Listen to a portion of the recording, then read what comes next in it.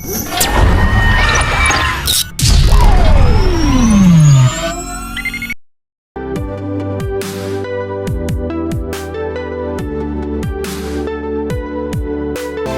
Yuliani ini salah satu yang mendaftar di acara dari guru ya Bu Yuliani ya. Kira-kira apa sih sebenarnya motivasi Bu Yuliani mendaftar di acara ini? Saya ingin sekali membagikan pengalaman saya, pembelajaran yang sudah saya terapkan di sekolah saya kepada teman-teman sahabat luar biasa, classmate Insan Edukasi di seluruh Nusantara, bagaimana pembelajaran STEM itu bisa diaplikasikan mulai dari TK sampai dengan jenjang SMA. Dan saya ingin sekali memberikan motivasi bahwa belajar itu tidak hanya tentang pembelajaran materi saja, tapi kita bisa mengaplikasikan semuanya dalam bentuk produk. Jadi kita bisa mengintegrasikan semua mata pelajaran dalam satu karya anak-anak yang bisa nantinya itu bisa untuk diaplikasikan ke dalam dunia nyata mereka. Jadi pengalaman yang berharga sekali ketika mereka sudah mendapatkan pelajaran itu waktu di sekolah, kemudian mereka mendapatkan di dunia nyatanya mereka bisa menerapkan hal itu seperti itu. Pasti menarik nih ya nanti Bu Yuliani. Allah, ya. Kalau Bu Inong ini sebetulnya tidak mendaftar dari guru untuk negeri, tapi Bu Inong ini kita minta atas rekomendasi dari Save the Children ya, Bu Inong ya, mungkin nanti bisa cerita bagaimana pengalaman Bu Inong nih selama mengikuti kegiatan pendidikan kebencanaan baik dari LSM maupun dari pemerintah. Sebetulnya suatu kehormatan bagi saya bisa mengikuti kegiatan ini, apalagi ini merupakan kegiatan yang luar biasa bagus sekali. Jadi kita bisa saling berbagi pengalaman terkait kebencanaan, sehingga semua orang atau semua pihak lebih paham lagi akan kebencanaan, apalagi di tengah kebencanaan sekarang yang memang sangat double ya kebencanaannya, bukan hanya yang diakibatkan oleh alam, juga termasuk pandemi COVID. Makanya berbagi ilmu itu sangat diperlukan agar kita nantinya bisa lebih tangguh lagi dalam menghadapi bencana. Terima kasih Bu Inong ya sudah mau berbagi praktek baik nanti dengan sahabat luar biasa. Sebelumnya akan saya bacakan dulu untuk Bu Yuliani ya. Bu Yuliani ini lahir di Banyuwangi 31 Juli tahun 1982. Beliau mengajar di SD Negeri Kebalenan, betul ya, Kebalenan bacanya Ibu Yuliani ya? Kebalenan, iya Kebalenan. Kebalenan, di Sekolah Dasar Kebalenan di Banyuwangi, Jawa Timur. Pengalaman melatih beliau melakukan pengembangan pembelajaran STEM, pengembangan pembelajaran AKM, dan Google Master for Education. Nah, untuk Bu Inong Trisnawati lahir pada 12 Januari 1990. Beliau adalah alumni dari Pendidikan Geografi Universitas Ilmu Tasikmalaya. Kemudian sudah menjadi pendidik Tasikmalaya sejak tahun 2012. Mengampu mata pelajaran geografi, minatnya dalam dunia pendidikan tidak menyurutkan untuk tetap berkiprah sebagai seorang relawan kebencanaan sekolah maupun di masyarakat. Wah, relawan luar biasa. Beberapa pelatihan kebencanaan pernah diikuti baik dari lembaga pemerintah maupun non-pemerintah seperti Save the Children, dan mengaplikasikannya di sekolah melalui kegiatan ekstrakurikuler maupun melalui pembelajaran. Kegiatan sosial dan profesi yang dijalani saat ini sebagai Sekretaris Umum MGMP Geografi Kabupaten dan pengurus MGMP Geografi MA Provinsi Jawa Barat. Moto hidupnya Bu Inong adalah teruslah mengukir kebaikan dan jadikanlah pengalaman sebagai guru yang paling luar biasa ya narasumber kita hari ini Bu Yuliani dan Bu Inong. Mohon izin Bu Inong untuk sesi pertama kita mulai dengan Bu Yuliani dulu ya. Baik, silakan Bu Yuliani. Baik, terima kasih atas kesempatan yang diberikan kepada saya. Nah, sahabat luar biasa, classmate dan Insan Edukasi, saya sangat bahagia sekali siang ini bisa membagikan pengalaman sharing belajar saya tentang pembelajaran STEM di sekolah yang saya ampu. Nah, kenapa sih kita harus belajar STEM? Tentunya sahabat luar biasa, classmate dan insan edukasi sudah tahu apa itu STEM ya. Tadi sudah Bu Alin sudah menyebutkan STEM itu adalah science, teknologi, engineering, dan matematik. Nah, itu satu kesatuan yang akan kita pelajari dalam pembelajaran STEM. Kenapa sih nantinya kita harus penting belajar STEM itu? Karena pemerintah itu mengharapkan anak-anak yang lulus dari sekolah itu nantinya akan mampu mendapatkan keterampilan yang melek IT dan media, keterampilan berpikir kritis, keterampilan memecahkan masalah, keterampilan berkomunikasi efektif, dan keterampilan bekerja sama. Jadi dalam satu kesatuan pembelajaran STEM itu mereka sudah bisa menerapkan beberapa aspek. Jadi aspek yang tentang internet, tentang penguasaan IT, tentang berpikir kritis, memecahkan masalah, berkomunikasi, dan bekerja sama dalam satu kesatuan. Nah, kenapa kita penting belajar STEM itu? Di sini kita sudah belajar manfaatnya banyak sekali. Dari keempat aspek ini, yang pertama yaitu sains. Dalam ilmu sains itu, anak-anak akan mendapatkan ilmu-ilmu pengetahuan seputar hukum dan konsep yang berlaku di alam. Hal ini sangat bagus sekali untuk menambah wawasannya. Yang kedua, teknologi. Anak-anak akan belajar untuk berorganisasi, bersosialisasi dengan masyarakat, dan menggunakan kreativitas dalam mendesain melalui ilmu ini. Dengan begitu, pemikiran yang kreatif dan jiwa sosialnya anak-anak akan semakin terlatih.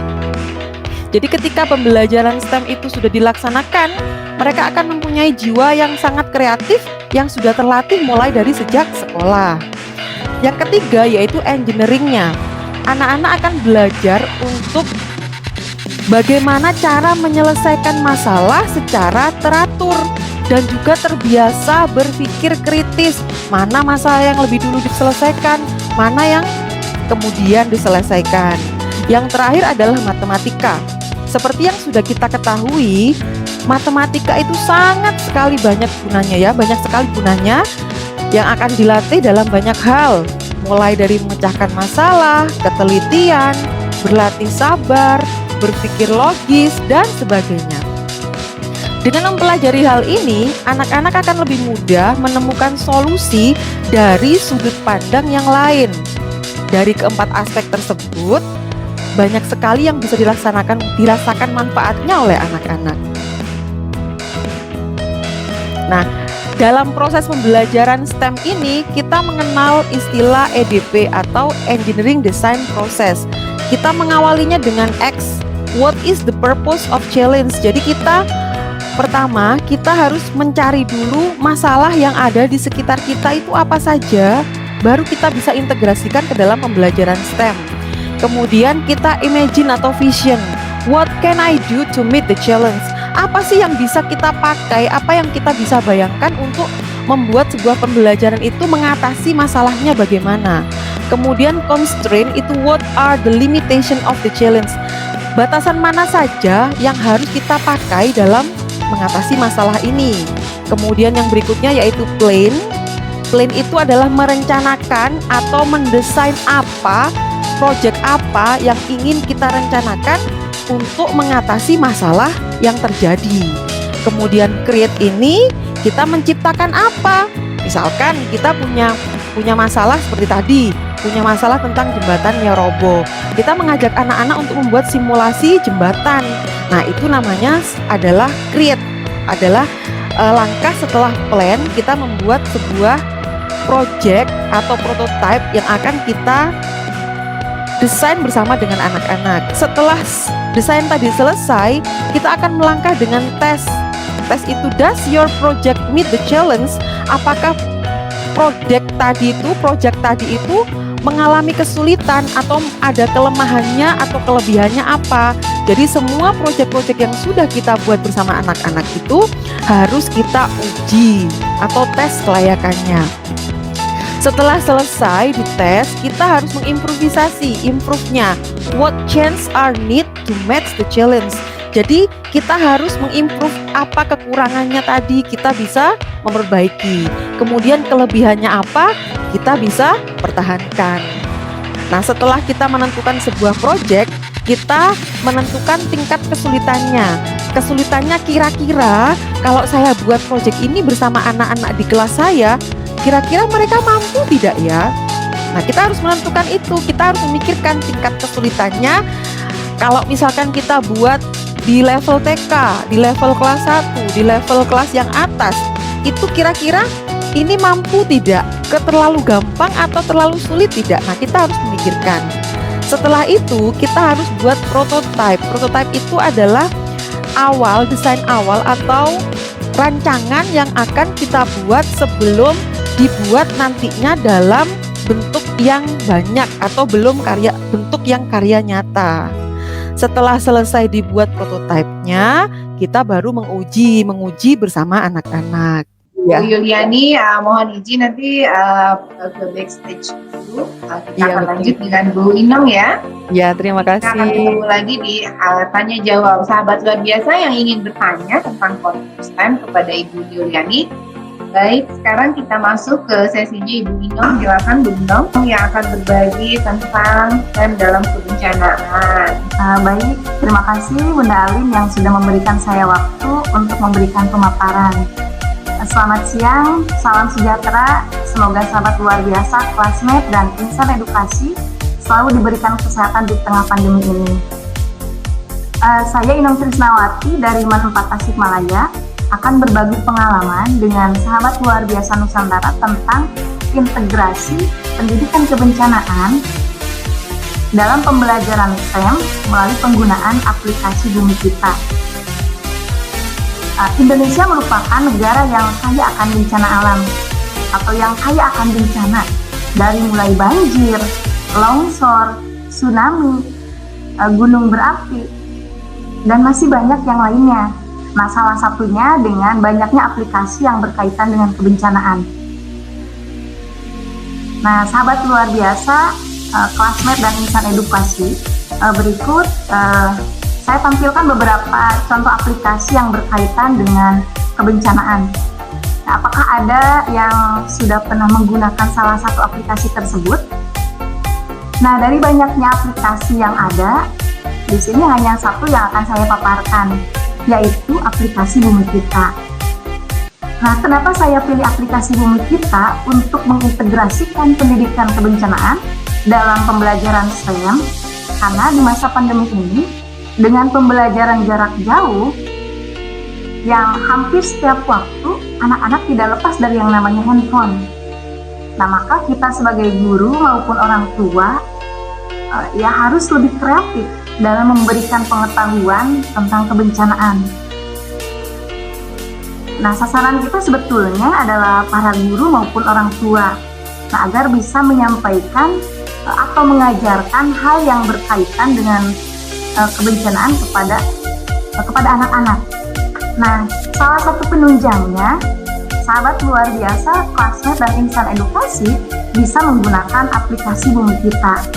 Nah, karena aplikasi tersebut merupakan satu pintu untuk membangun ketangguhan. Nah, di mana aplikasi tersebut merupakan aplikasi yang edukatif. Nah, di sini itu bisa memberikan pemahaman tentang kebencanaan dan pengurangan resiko bencana, sehingga si pengguna lebih siap lagi dalam menghadapi bencana. Nah, karena sekarang ini banyak masyarakat yang mereka tahu kalau mereka itu tinggal di daerah rawan bencana, akan tetapi mereka tidak tahu apa yang harus dilakukan ketika bencana itu terjadi. Nah, aplikasi Bumi Kita ini merupakan salah satu penunjang agar pengetahuan tentang kebencanaan dapat tersampaikan, apalagi di masa pandemi seperti sekarang. Nah, setidaknya sahabat luar biasa bisa tahu apa yang harus dilakukan sebelum bencana terjadi, atau ketika bencana itu terjadi, atau setelah bencana itu terjadi. Nah, kemudian lagi aplikasi Bumi Kita juga merupakan aplikasi yang interaktif dan partisipatif. Nah, ini karena si pengguna dapat memainkan game tentang kebencanaan. Nah, ini sebetulnya yang lebih disukai oleh anak-anak. Nah, mereka bisa mendapatkan informasi kebencanaan melalui cara yang berbeda. Jadi, semacam ada tantangannya. Nah, selain itu, mereka juga bisa berpartisipasi untuk melaporkan kebencanaan yang ada di daerahnya. Nah, kemudian lagi, sahabat luar biasa, Classmate dan Insan Edukasi juga bisa berbagi pengalaman tentang kebencanaan yang pernah dialami. Nah, ini sehingga kita bisa bercermin dari kejadian yang pernah dialami orang lain. Selain itu, aplikasi ini juga dirancang untuk membangun ketangguhan dengan memahami 3 isu besar, yaitu yang pertama PRB atau pengurangan resiko bencana, kemudian ada API atau adaptasi perubahan iklim, dan satuan pendidikan aman bencana. Dan tentunya aplikasi ini juga dikembangkan dari perspektif anak-anak dan profesional. Nah, perlu sahabat luar biasa ketahui, kenapa saya dipercaya untuk menyampaikan materi ini? Karena saya sendiri merupakan pengguna aktif di aplikasi Bumi Kita dan sudah mendapat pelatihan dari Save the Children terkait kebencanaan, termasuk kaitannya dengan aplikasi Bumi Kita.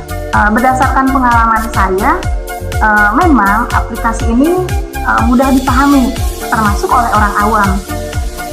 Nah, biar sahabat semuanya tidak penasaran, berikut saya tampilkan aplikasi Bumi Kita.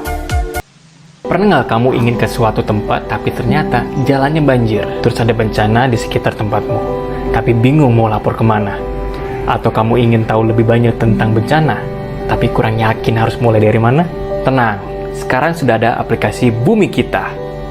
Dengan peta digital di zona pantau, kamu bisa mendapatkan informasi bencana terkini, sekaligus mengabarkan kejadian bencana di sekitarmu melalui fitur Laporkan Kejadian. Untuk kamu yang ingin tahu lebih banyak tentang bermacam bencana dan cara menghadapinya, kamu tinggal ke halaman Baca Yuk, lalu tantang dirimu dengan mengikuti kuis interaktif Bagaimana Jika yang seru banget. Kumpulan cerita, foto, atau video seputar bencana dari pengguna Bumi Kita yang lain pun dapat kamu temukan di fitur Cerita Warga. Jadi kamu bisa belajar dari pengalaman sahabat siaga di seluruh Indonesia. Uniknya lagi, kamu bisa membuat avatar dan karakter kamu sendiri loh. Semakin sering kamu menggunakan Bumi Kita, maka semakin banyak pula experience point yang kamu dapatkan. Gimana? Lengkap banget kan? Sudah saatnya kita semua turut berpartisipasi dalam upaya pengurangan risiko bencana untuk membangun Indonesia yang lebih tangguh bencana. Nah, baik sahabat luar biasa, Classmate dan Insan Edukasi yang berbahagia. Nah, itulah tadi sekilas tentang aplikasi Bumi Kita.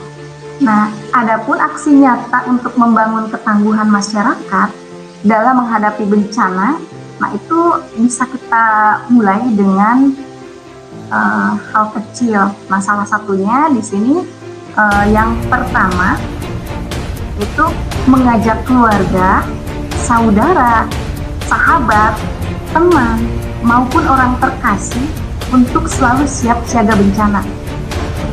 Ini dimanapun mereka berada dan kapanpun itu terjadi. Karena yang namanya bencana itu tidak bisa diprediksi kapan akan terjadinya dan daerah mana saja yang akan terkenanya, maupun siapa saja nih yang akan jadi korbannya. Kita tidak tahu hal tersebut, bahkan kita tidak bisa memprediksinya. Makanya yang namanya kesiapsiagaan bencana itu sangat diperlukan untuk kita ketahui atau kita pelajari. Nah, yang selanjutnya yaitu mengenalkan pendidikan kebencanaan sejak usia dini. Nah, salah satunya yaitu dengan mengintegrasikan pembelajaran STEM melalui aplikasi Bumi Kita maupun media lainnya. Nah, dengan dikenalkannya pendidikan kebencanaan sejak usia dini, itu secara tidak langsung kita sudah berkontribusi dalam membangun masyarakat Indonesia yang lebih tangguh dalam menghadapi bencana, maupun upaya pengurangan risiko bencana, dan tentunya dapat hidup berdampingan dengan alam. Yang selanjutnya yaitu memasukkan materi kebencanaan pada mata pelajaran di sekolah. Ini saya selalu mengajak para guru di sekolah untuk mengaitkan materi pembelajaran dengan kesiapsiagaan bencana. Itu mungkin terlihat hal kecil, tetapi sebetulnya memiliki efek yang luar biasa. Nah, kenapa? Karena semakin sering kita mengingatkan kesiapsiagaan bencana pada anak-anak, mereka akan semakin mengingat dalam memorinya, sehingga mereka akan paham akan kesiapsiagaan bencana. Nah, tentunya itu menjadi harapan kita semua. Saya teringat akan pemaparan salah satu pemateri dalam kegiatan webinar TV. Beliau mengatakannya seperti ini: negara Indonesia itu negara yang komplit akan bencana, dan kita tidak bisa menghindari itu. Nah, maka salah satu cara untuk memperkuat benteng masyarakatnya atau kapasitas yang dimiliki yaitu dengan membumikan geografi, sehingga masyarakat termasuk anak-anak paham akan kebencanaan. Beliau bilang seperti itu, luar biasa sekali. Bisa kita bayangkan kalau semua pihak bekerja sama untuk saling mengingatkan, dan menerapkan kesiapsiagaan bencana pada semua jenjang, tentu negara kita tercinta ini akan lebih tangguh dalam menghadapi bencana, dan tentunya dapat hidup berdampingan dengan alam. Terakhir, saya tidak henti-hentinya untuk terus mengajak sahabat luar biasa, classmate dan insan edukasi semuanya untuk selalu menyampaikan pesan kebaikan. Karena menolong orang itu tidak harus selalu dengan harta atau tenaga. Dengan memberikan sedikit pemahaman berarti, itu akan jauh lebih bermakna. Saya punya pantun untuk sahabat luar biasa, classmate dan insan edukasi semuanya. Burung kenari dikejar singa jantan, disita buruh kecapir bana. Mari belajar kesiapsiagaan agar tangguh menghadapi bencana. Kemudian ada satu lagi, banana matang asli Belanda, tetap berjaga masakin belut. Bencana datang pasti melanda, tetap siaga, itu yang bikin kita salut. Baik, untuk pemaparan dari saya dicukupkan sekian. Saya kembalikan kepada Bunda Ali. Terima kasih Bu Inong ya, ada ini ya tadi. Ada kerennya tuh, cakep Bu Inong, katanya kata Patrian. Baik Bu Jumi, mungkin Bu Yuliani bisa dinaikkan juga ke atas panggung. Ini komentar dari Nurul Sakina, sangat kreatif sekali jika belajar bisa menggunakan media. Tapi sayang sekali hal ini belum bisa diterapkan kepada siswa-siswa yang tergolong menengah ke bawah. Katanya, gimana solusinya nih? Hanya untuk anak ini yang teknologinya ya. Mungkin kalau tidak diterapkan dalam teknologinya, bagaimana praktek-prakteknya?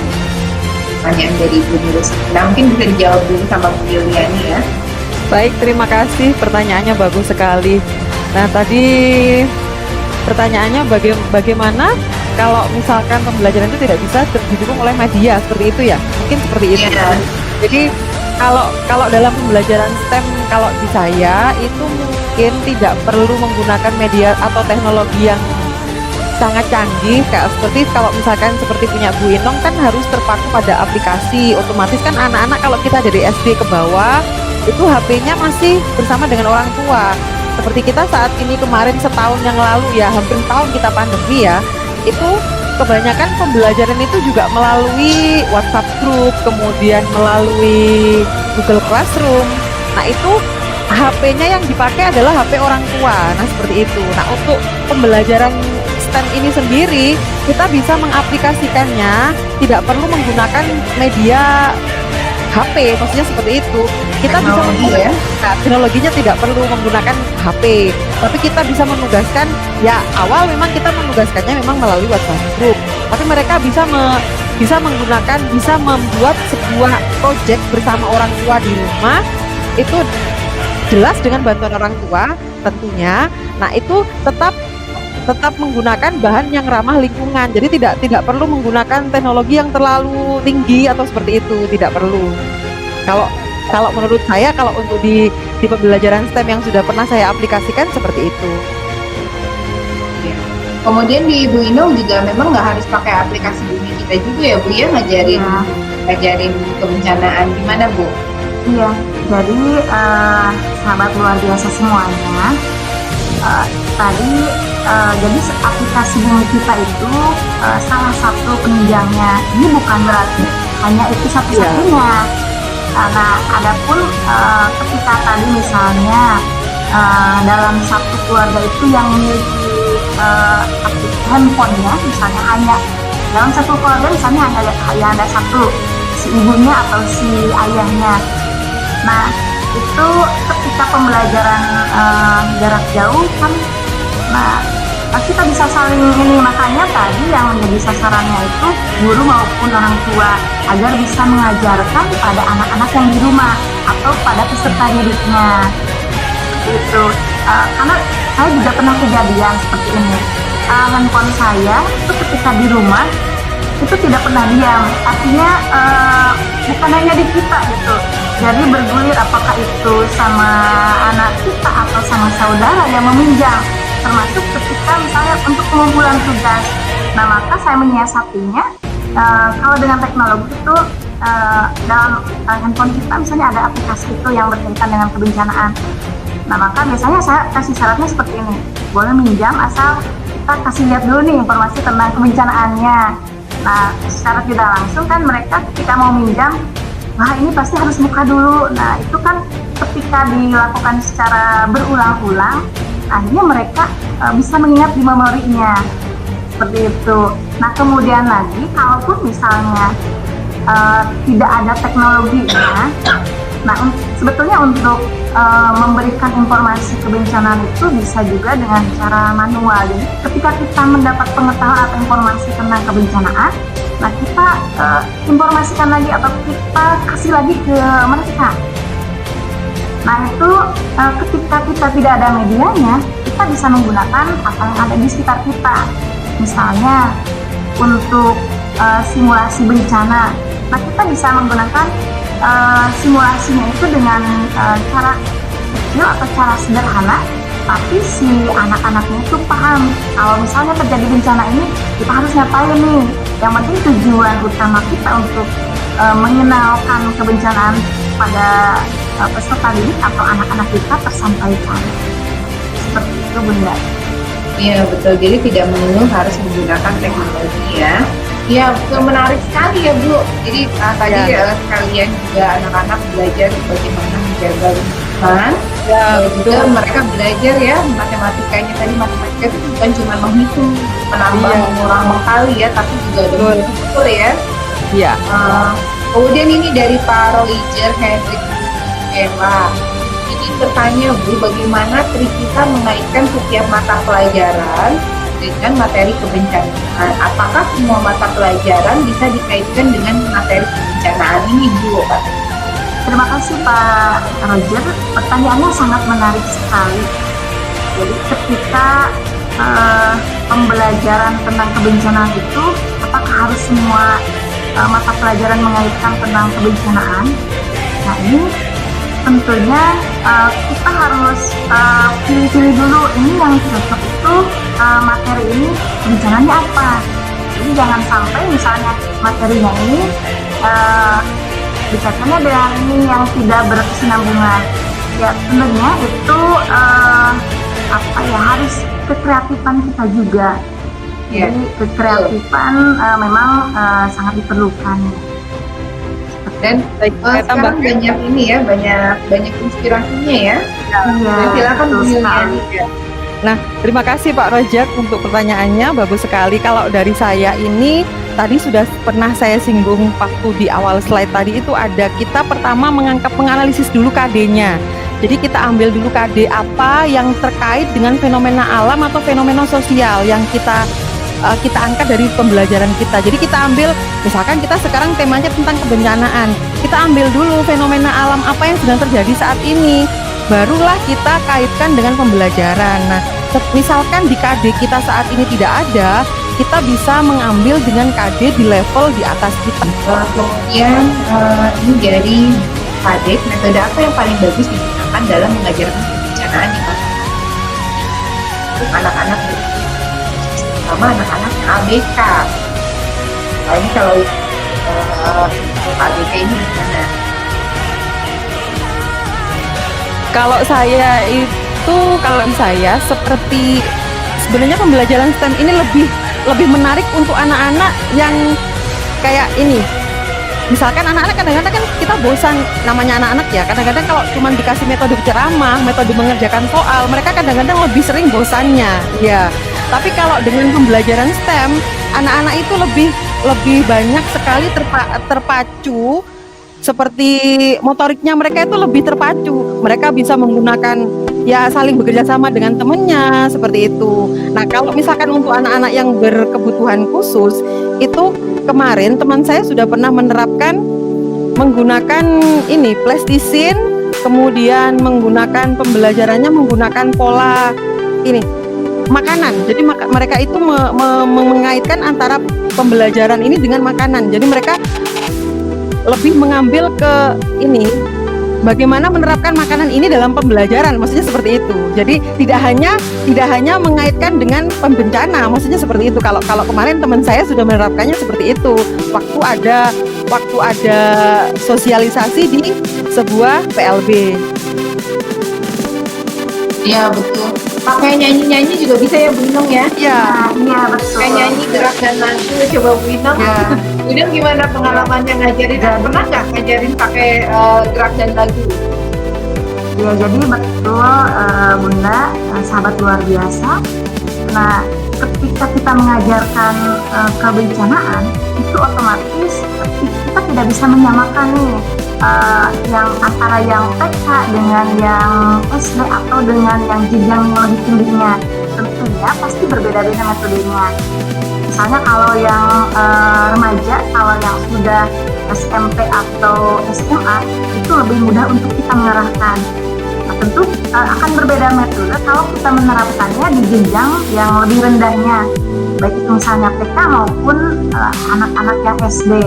Nah biasanya kalau untuk yang TK kita bisa menggunakan betul tadi kata Bunda Alvin menggunakan gerak dan nyanyi atau lagu ya. Jadi kebencananya itu diterapkan dalam sebuah nyanyian sehingga mudah diingat oleh anak-anak yang ada di jenjang TK ataupun SD. Misalnya kalau ada gempa lindungi kepala. Nah itu kan salah satu contoh misalnya lagu. Atau ada juga misalnya yang nyanyian seperti ini. Tsunami datang dengan tanda-tanda. Tanda yang pertama itu disebutkan dalam lagu itu, sehingga si anak-anak bisa lebih mengingatnya. Misalnya kalau ada tanda-tanda ini berarti harus begini, harus ini. Anak sudah tahu karena ada dalam nyanyiannya, sehingga lebih menempel dalam memori si anak tersebut. Itu di dalam aplikasi Bumi Kita ada nggak Bu nyanyian-nyanyiannya?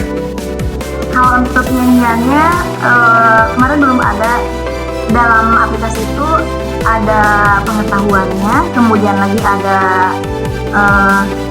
misalnya ketika terjadi bencana harus apa yang dilakukan misalnya. Kemudian lagi ada game tentang kebencanaan. Kalau misalnya ada angin besar misalnya itu akan terjadi apa yang harus kita lakukan. Nah itu dibuatnya dalam berupa game ada pertanyaannya. Nah, kemudian lagi kita juga bisa melaporkan kejadian bencana yang terjadi di sekitar kita. Misalnya di daerah kita terjadi longsor atau misalnya terjadi angin puting beliung. Nah, itu kita bisa berpartisipasi untuk melaporkan kejadian bencana. Gitu. Jadi selain kita menggunakan aplikasi tersebut, kita juga bisa berkontribusi untuk melaporkan kejadian bencana, sehingga informasi kebencanaan itu lebih komplit lagi. Karena kan kadang-kala ada informasi kebencanaan itu misalnya di daerah kita ini sering terjadi bencana ini, tapi kok tidak masuk misalnya di data. Nah, kalau misalnya kita sudah tahu, misalnya ya sudah kita memasukkan informasinya, ya paling tidak nanti informasi yang kita berikan bisa bermanfaat untuk semuanya. Tadi ada yang nanya nih, apakah wabah corona termasuk bencana? Nah, ini saya jawab langsung aja ya dari Kepala Badan Nasional Penanggulangan Bencana, Pak Doni Monardo. Ya, itu sudah menetapkan bahwa tahun yang lalu ya menetapkan bahwa pemerintah menetapkan wabah corona virus COVID ini sebagai bencana nasional. Ya, oke deh. Baik, sedikit menambahkan ya. Yang jadi sahabat luar biasa, Klasmet Insan Edukasi semuanya, yang namanya bencana itu bukan hanya yang diakibatkan atau yang terjadi oleh alam saja, termasuk bencana sosial juga sama, termasuk misalnya COVID-19 atau misalnya terjadi misalnya kelaparan yang mengakibatkan banyak korban jiwa, misalnya itu juga sama. Jadi bukan hanya yang terjadinya oleh alam saja. Termasuk kenapa wabah COVID ini masuk ke bencana, karena kan ya sudah banyak memakan korban jiwa seperti itu. Iya. Ini dari Bu Patricia C. Masoa, maaf ya Bu kalau salah ya.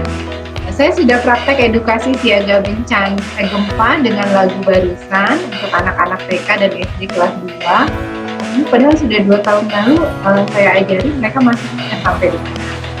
Wah, betul ternyata nempel ya, keren berarti. Iya, Banget sekali. Berhasil untuk pembelajarannya itu langsung masuk ke ini nih, memori jangka panjang ya. Iya, Berarti betul. bermakna pembelajarannya. Bermain peran juga bagus, ada yang berperan sebagai angin topan, hujan, air, gelombang, wah pasti seru. Wah, Ini ya. Ini teater itu, main teater ya betul. Ortu berfungsi sebagai dampar di bidang kembang. Nah, itu bagus. Oh iya, ini juga kemarin saya tambahkan sedikit. Kemarin waktu silakan. saya itu ada salah satu warga satuan pendidikan di sekolah saya, wali murid saya itu bekerja di rumah sakit. Jadi mereka waktu awal-awal COVID itu kita menggunakan Zoom. Jadi kita memberikan sosialisasi kepada masyarakat warga sekolah menggunakan media conference itu pakai Zoom. Kita mengundang salah satu salah satu dokter di rumah sakit yang kebetulan sekali dia adalah wali murid dari sekolah saya, berusaha untuk mensosialisasikan bagaimana itu apa bahayanya virus corona. Jadi kemudian ada bencana-bencana yang lain, nah supaya wali murid itu sama-sama saling waspada dan anak-anak juga saling menjaga kebersihan di rumah seperti itu. Jadi sama-sama seperti ini. Jadi mengundang orang-orang yang berprofesi di bidang ahli untuk memberikan sosialisasi. Jadi seperti itu. Nah, betul sekali Bunda ya. Jadi ketika misalnya di sekolah kita misalnya tidak ada yang ahli nih dalam kebencanaan misalnya. Nah, maka kita bisa bekerja sama dengan lembaga tertentu yang lebih ahli lagi. Baik itu dalam bidang kesehatan atau misalnya dalam bidang kebencanaan maupun yang lainnya. Nah tentunya kalau misalnya semuanya saling berkorelasi, nah itu akan lebih memudahkan lagi. Di sekolah saya ada tim anak siaga bencana, pun sudah mendapat pelatihan. Kadang-kadang kan kita agak kurang nih misalnya dalam materi ini, maka kita bisa menggait lembaga tertentu.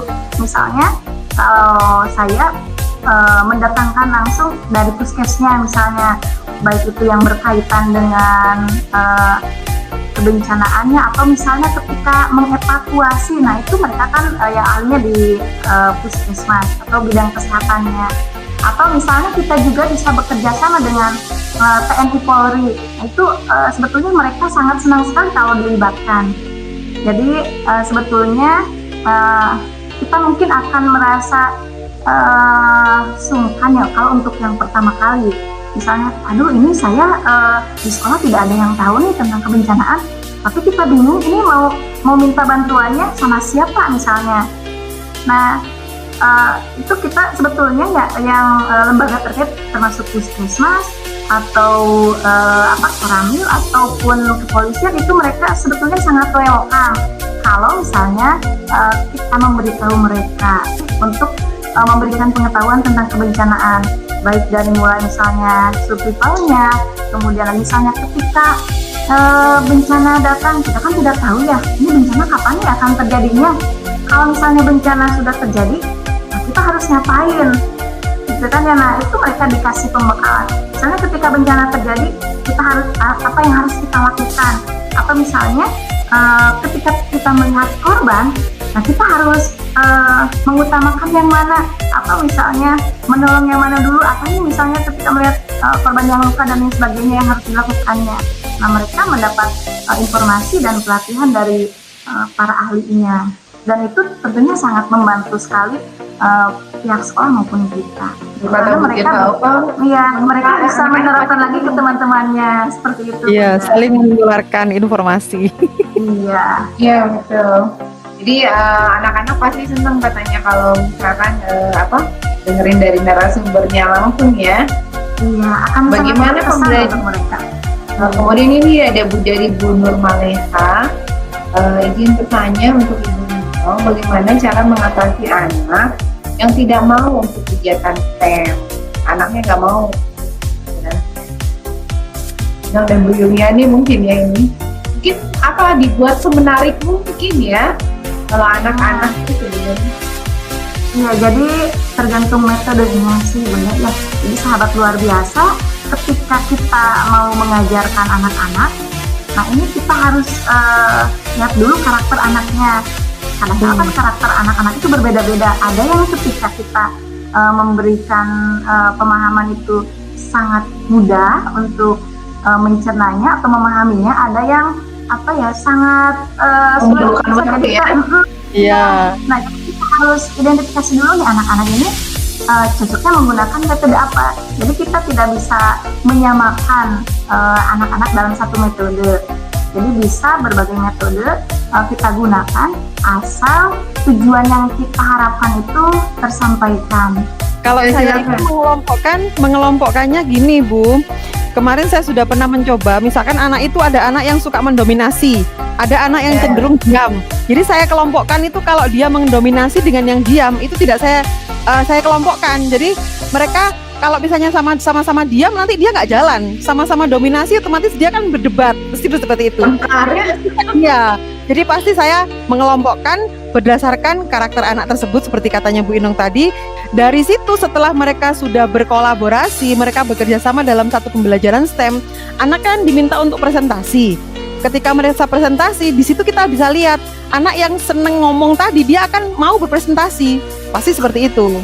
Nah, pada saat dia bekerja sama membuat proyek itu, kita tahu juga, oh anak ini dia mendominasi, pasti dia ingin aku aja yang bikin, pasti seperti itu.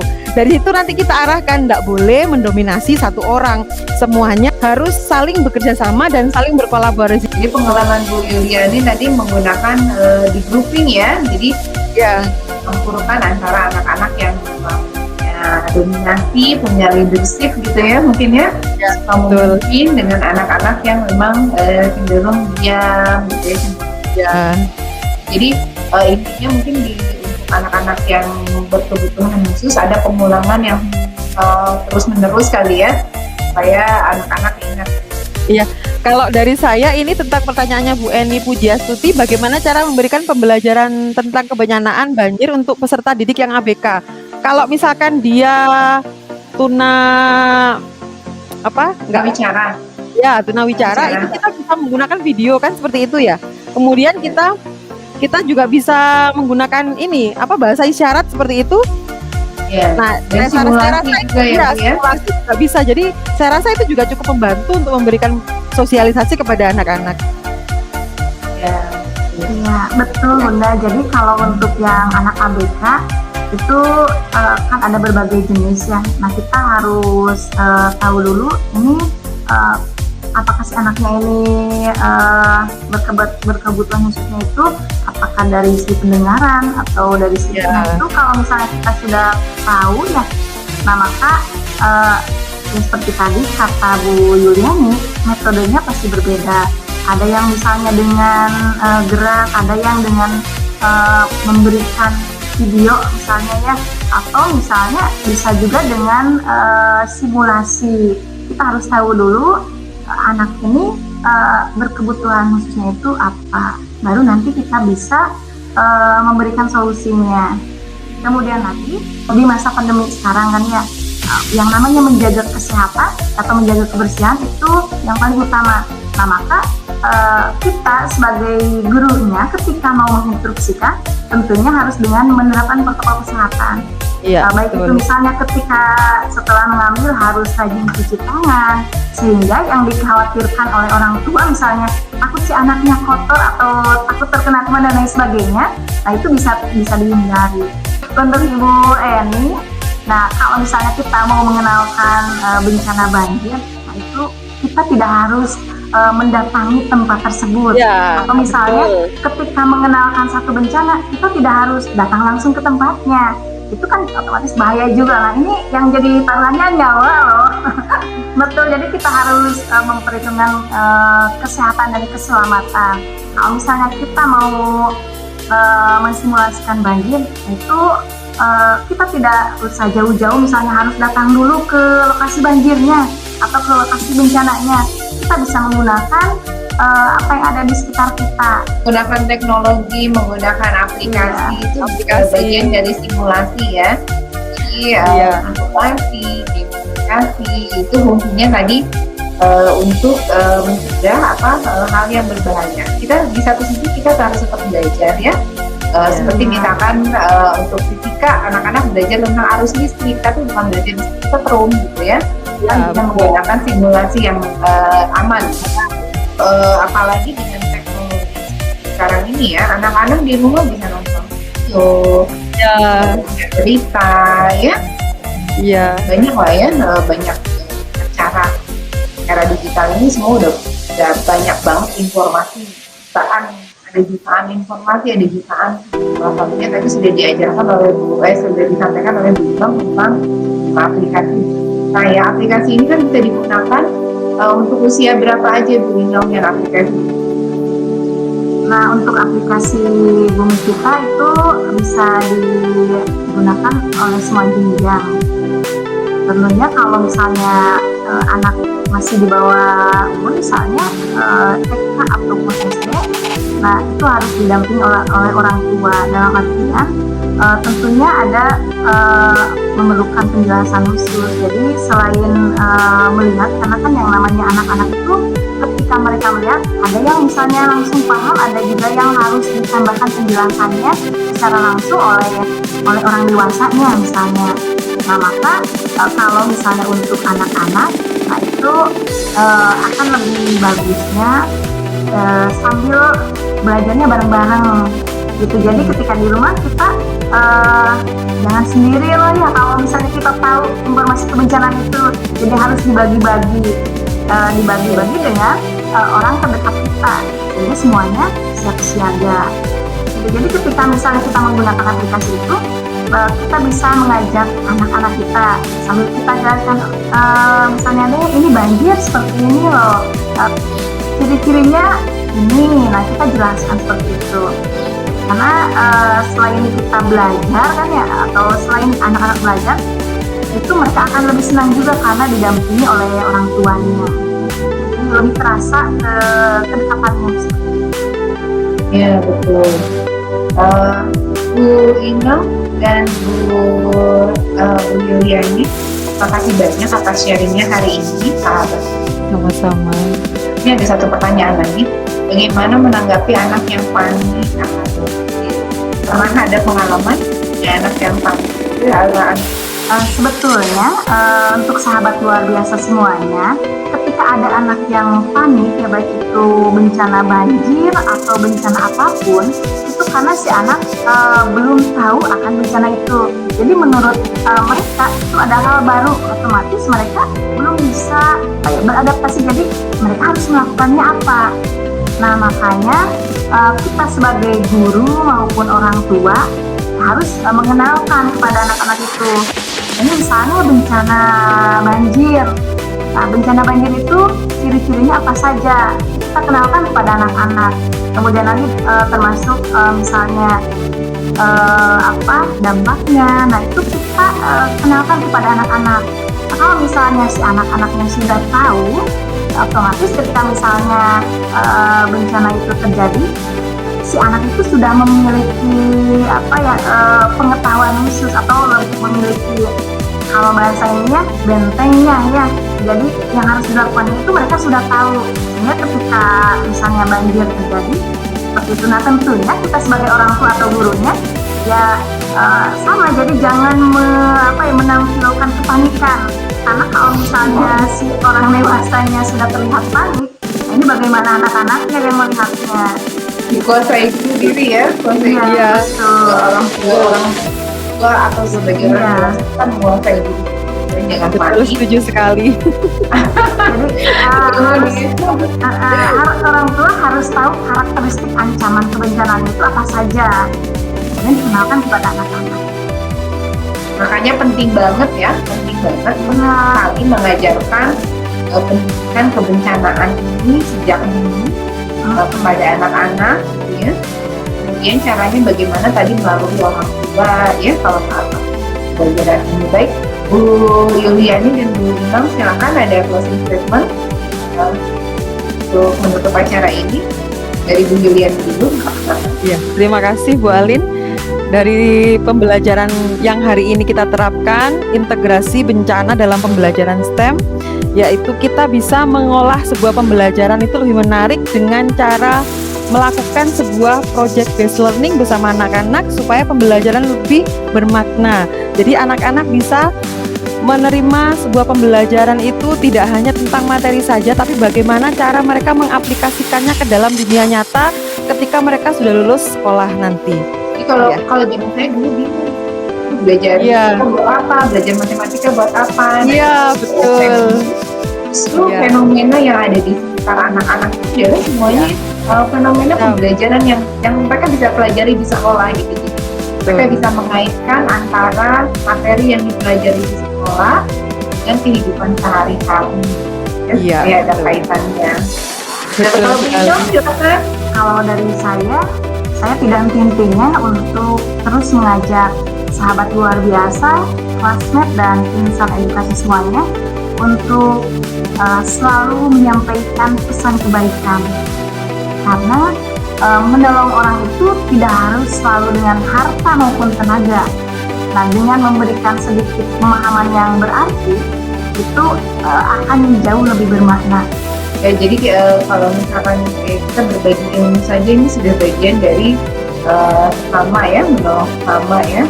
Baik, terima kasih banyak Bu Ino, Bu Yuliani atas yang Sama-sama. hari ini sudah hikmah dari perbincangan hari ini. Terima kasih banyak sekali lagi.